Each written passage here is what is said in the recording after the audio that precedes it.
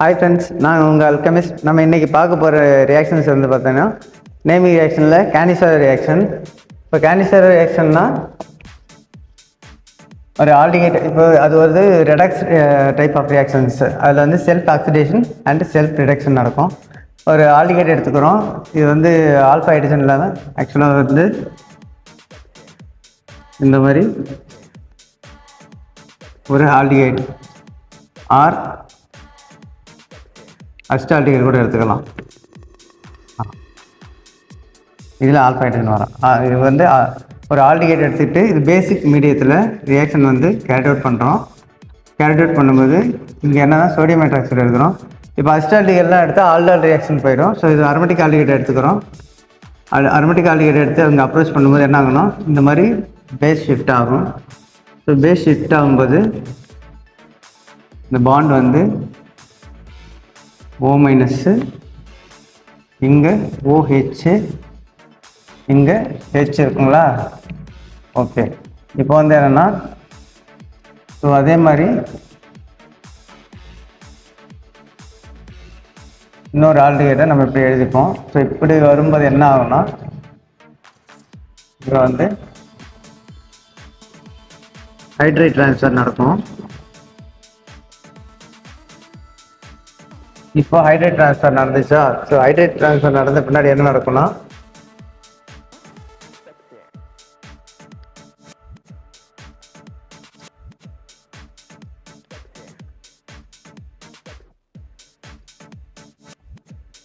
இப்போது ஆல்ரெடி ஒரு ஹைட்ரஜன் இருந்துச்சு. இப்போ ரெண்டாவது ஒரு ஹைட்ரஜன் வந்தோடனே இங்கே பாண்ட் இங்கே ஷிஃப்ட் ஆகிருக்கும். ஷிஃப்ட் ஆன பின்னாடி இவர் O மைனஸாக மாறிப்பார்.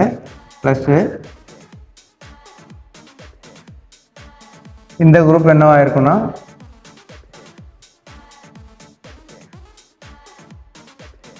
இப்போது நமக்கு இது வந்து கார்பாக்சிலிக் ஆசிடாக மாறி இருக்கும். இவர் O மைனஸாக இருப்பார். H ப்ளஸ் போடும்போது இந்த மைனஸ் வந்து இங்கே எடுத்து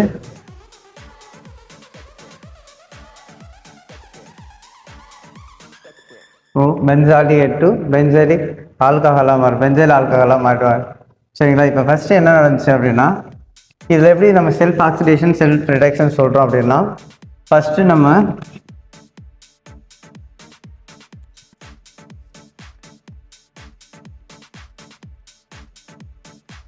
இது ஆல்டிகேட்டாக இருந்துச்சு.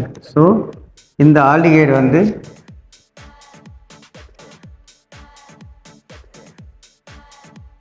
ஆல்கஹாலாக மாறுற ப்ராசஸ் வந்து பார்த்திங்கன்னா இது ரிடக்ஷன்.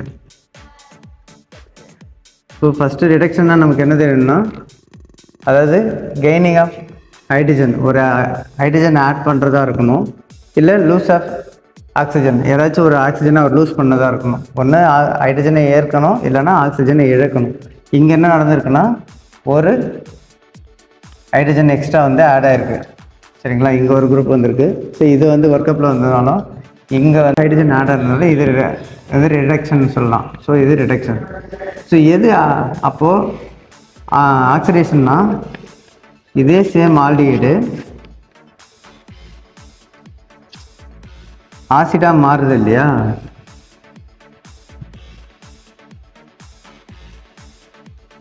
இந்த ஒரு ஹெச்சுக்கு நடுவில் இங்கே ஒரு OH ஆட் ஆகுது. அப்போது ஆக்சிடேஷன்னா loss of hydrogen or adding of oxygen இல்லையா. ஒரு ஹைட்ரஜன் லூஸ் பண்ணணும், இல்லைனா ஒரு ஆக்சிஜனை அக்செப்ட் பண்ணணும். ஸோ இங்கே வந்து ஆக்சிஜன் ஆட் ஆனதால இது வந்து செல்ஃப் ஆக்சிடேஷன் சொல்லுவாங்க. அதாவது there is no external reagent. அப்படின்னா நம்ம வேறு எந்த ஒரு ரீஏஜென்ட்டும் நம்ம ஆட் பண்ணி நம்ம ஆக்சிடேஷனோ ரிடக்ஷனோ பண்ணல. நம்ம ஆட் பண்ண எடுத்துக்கிட்டது வந்து பேசிக் மீடியத்தில் இருக்கிற பேசிக் கண்டிஷனில் தான் நம்ம ரியாக்ஷன் எடுத்திருக்கோம். ஸோ இது ஃபஸ்ட்டு வந்து பார்த்திங்கன்னா இது கண்டிசாரோ ரியாக்ஷன் தான் அப்படின்னு நம்ம ஐடென்டிஃபை பண்ணுறதுக்கு இதில் வந்து ஆல்ஃபா ஹைட்ரஜன்லாம் இருக்காது. ஸோ இந்த மாதிரி அரோமேட்டிக் ஆல்டிகேட் தான் கொடுப்பாங்க. அரோமேட்டிக் ஆல்டிகேட் கொடுத்து ப்ராடக்ட் வந்து பார்த்திங்கன்னா இந்த மாதிரி ஆல்கஹால் கொடுத்துருப்பாங்க. ப்ளஸ்ஸு பை ப்ராடக்டில் ஆசிட் கொடுத்துருப்பாங்க. ஒரு வேளை இது கொடுக்கலன்னா நமக்கு என்ன மீடியம் கொடுத்துருப்பாங்கன்னா பேஸ் இங்கே கொடுத்துருப்பாங்க. இந்த பேசிக் மீடியத்தில் இந்த பேஸ் வந்து நியூக்ளியோஃபிலிக் பேஸாக இருக்கும். லைக் சோடியம் ஹைட்ராக்சைடு இங்கே வந்து base as well as nucleophile இல்லையா. ஸோ என்ன ஆச்சுன்னா ஃபஸ்ட்டு இந்த மாதிரி நியூக்ளியோஃபில் இதில் வந்து பேஸ் ஆக்ட் பண்ணாமல், ஏன்னா இவர் பேஸ் ஆக்ட் பண்ணோன்னா இங்கே இருக்கிற ஹைட்ரஜனை தான் எடுக்கணும். இங்கே இருக்கிற ஹைட்ரஜன்லாம் அவ்வளோ ஈஸியாலாம் எடுக்க முடியாது. இதை வந்து மாஸ்கிங் பண்ணிவிட்டு அதுக்கப்புறம் தான் இங்கே ஹைட்ரஜன் எடுக்கணும். ஸோ இந்த கண்டிஷன்ஸ் வந்து மாஸ்கிங் ரியேஜென்ட் எதுவும் கிடையாது. ஸோ நேராக என்ன பண்ணுறாங்கன்னா சோடியம் ஹைட்ராக்சைடு ஹைட்ராக்சைடு அயன் வந்து கான்சன்ட்ரேட்டாக எடுத்திருந்தாங்கன்னா இது வந்து வெரி குட் நியூக்ளியோஃபைலாக அங்கே ஆக்ட் பண்ணியிருக்கோம். ஸோ இங்கே வந்து என்னென்னா இந்த கார்பனில் அப்ரோச் பண்ணி இது O- மாறுது.